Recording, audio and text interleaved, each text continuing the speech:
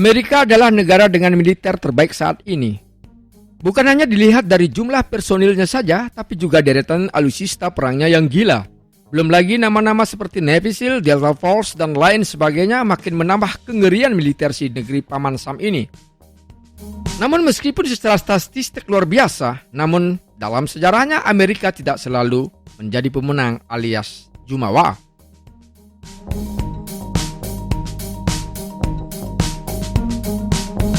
Ya, mungkin mereka yang memprakarsai kemenangan sekutu di Perang Dunia II atau mungkin mengalahkan Soviet di Perang Dingin.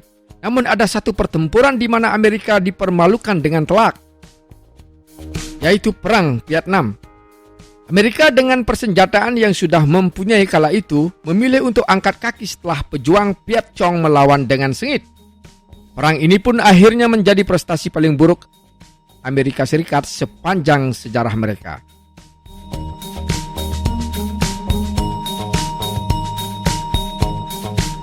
Yang pertama, kekalahan pertama Amerika dan prajurit yang trauma.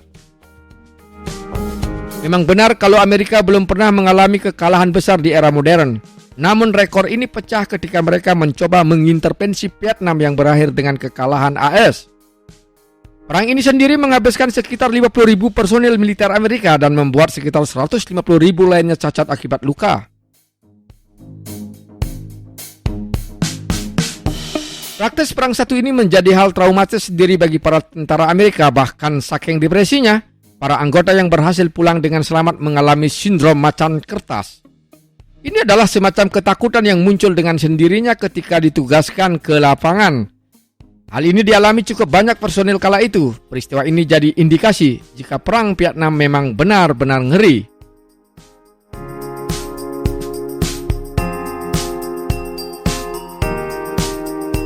Yang kedua, jebakan Viet Cong yang super mengerikan. Pertempuran Vietnam yang lebih banyak dilakukan di hutan ternyata membawa dampak buruk bagi Amerika. Banyak tentara AS yang belum cakap menguasai medan akhirnya jadi bulan-bulanan tentara Viet Cong. Termasuk ketika mereka berhasil membuat pasukan Amerika ngeri luar biasa dengan deretan jebakan-jebakan gila. Tercatat ada begitu banyak teknik jebakan yang dibuat oleh pejuang Viet Cong, mulai dari memasang perangkap ular berbisa, memakai bambu-bambu runcing, sampai tiger trap mematikan yang terkenal itu. Hal ini juga makin menambah ngeri pasukan AS yang sebenarnya mereka tidak begitu all out dengan perang ini akibat paksaan dari pemerintah.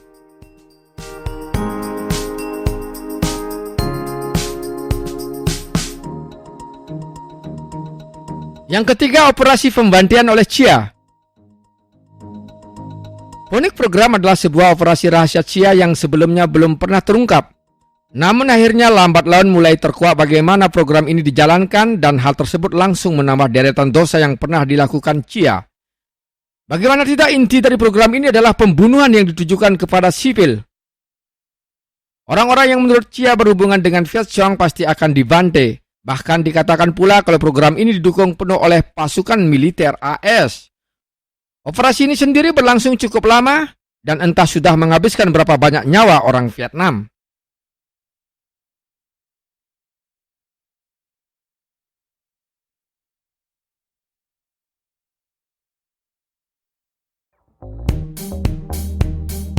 Yang keempat, M16 senjata mematikan tapi melempem. Ketika pertama diperkenalkan, M16 langsung mendapatkan antusiasme tinggi. Alasannya karena senjata ini dibuat dengan spesifikasi maut dan memang punya kemampuan gila. Nyatanya memang begitu, senjata yang bisa dikostumisasi ini memang keren. Sayangnya kehebatan senjata satu ini seolah tidak berarti apa-apa di perang Vietnam. Banyak diceritakan jika pasukan Amerika sangat kesusahan menggunakan senjata ini. Macet, tidak bisa melontarkan peluru dengan apex sampai akurasi yang jauh menurun jadi alasannya. Makanya dulu tentara AS lebih memilih memunguti AK-47 milik pejuang Viet Cong yang mati. Alasannya, senjata buatan Rusia ini lebih stabil dan juga punya ketahanan yang luar biasa.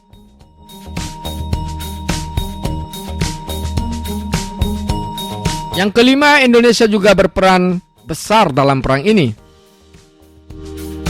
Loh, apa hubungan Indonesia dengan perang sengit ini? Sebelum itu kita harus tahu dulu jika rata-rata kemenangan yang diraih Viet Cong atas Amerika adalah melalui gerilya.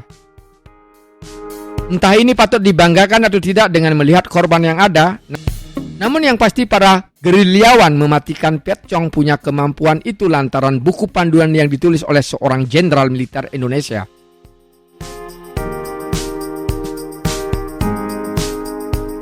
Pokok-pokok perang gerilya yang ditulis oleh Aha Nasution ternyata jadi buku pegangan para tentara Viet Cong itu. Memang kalau dilihat dari kondisi geografis, Vietnam hampir serupa dengan Indonesia.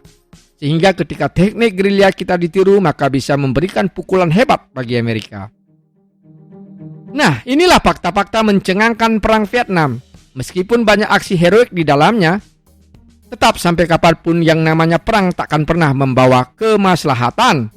Tidak juga kedamaian karena pasti ada pihak yang dirugikan.